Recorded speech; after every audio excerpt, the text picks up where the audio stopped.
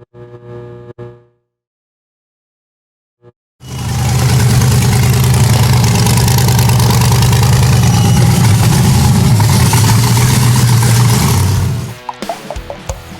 Busted Knuckle FAQ is brought to you by Pennzoil, Motor Oil Reimagined. So we've been getting all kinds of questions on social media, and one that keeps coming up more and more is how often do you change the oil in a rock bouncer? Now, there's no kind of gauges on these to tell you mileage, hours, and those aren't really relative for the abuse these machines take. So I pulled around, asked a few different drivers, and then myself having a rock bouncer, and they all came up with about every 6 to 8 rides, or at least once a year. But the bigger question is, what kind of oil do you put in one? So oil technology hasn't really changed much in the last decade, until recently when Pennzoil came out with their new Pure Plus technology using natural gas as their base oil instead of crude oil.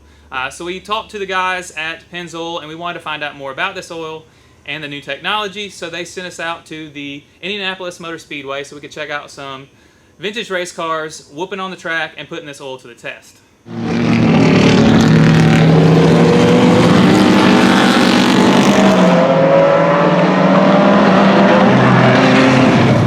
Race cars were some of the only vehicles that we could think of that might see similar abuse to what we put our engines through.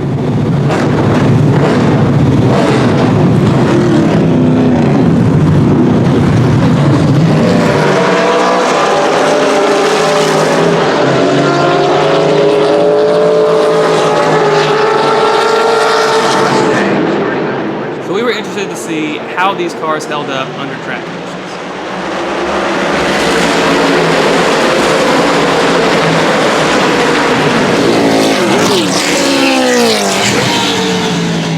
We had a blast hanging out with the guys at Pennzoil and checking out all of the vintage race cars. We saw everything from Mustangs, to Corvettes, Camaros, motorcycles, Mazdas, and all kinds of import cars and fancy cars I've never even heard of.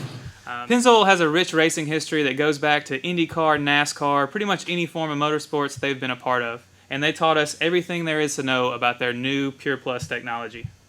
So we picked up 10 quarts of their Platinum Full Synthetic Motor Oil using their Pure Plus technology, and we're going to put it in our LS-powered rock bouncer. Now there's 3 main advantages to using this oil that we found, and we're hoping it's going to keep those bald eagles in this LS screaming for a long time.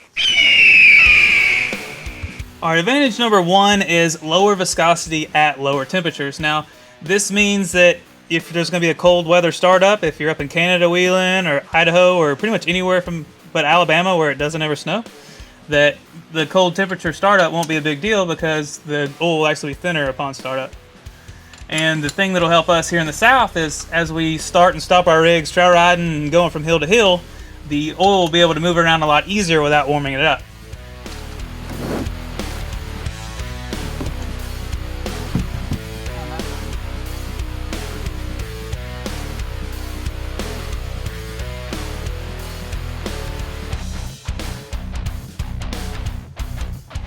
All right, advantage number 2 is lower volatility, and that means at higher temperatures that it's going to burn less oil and evaporate less.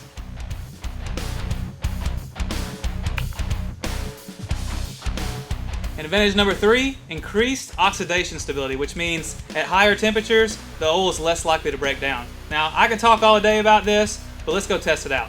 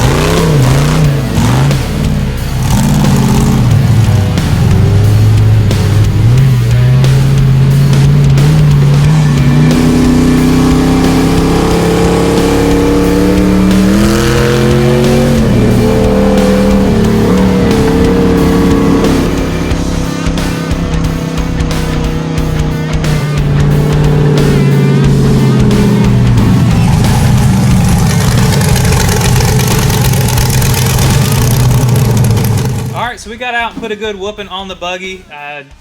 Gave it some good rev limiter beat downs. Got it up to about 240, 250, which is pretty hot for an LS motor, but that's some of the extreme temperatures these buggies see. It did great. Be sure to check in the comments because we'll be testing this oil out a lot more, and we'll keep you guys up to date on how well it's doing over the course of the next few rides. And we got back just before a tornado tried to come and blow down the shop, but don't worry, we're all okay. We're still going to be around to do a lot more videos, so stay tuned for those. Big thanks to Pennzoil for having us out to Indy. We had a blast. We love all kinds of motorsports. You know, off-road is our thing, so maybe next time we'll be doing something cool in the dirt with the guys at Pennzoil. So if you guys have any questions about rock bouncers, be sure to hit us up in the comments below, and we might even use your question on the next video.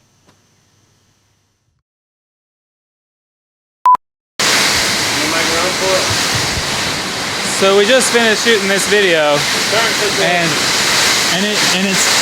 I'm pretty sure there's a nader outside. You can't tell me that's not a tornado. What do you think? He gone.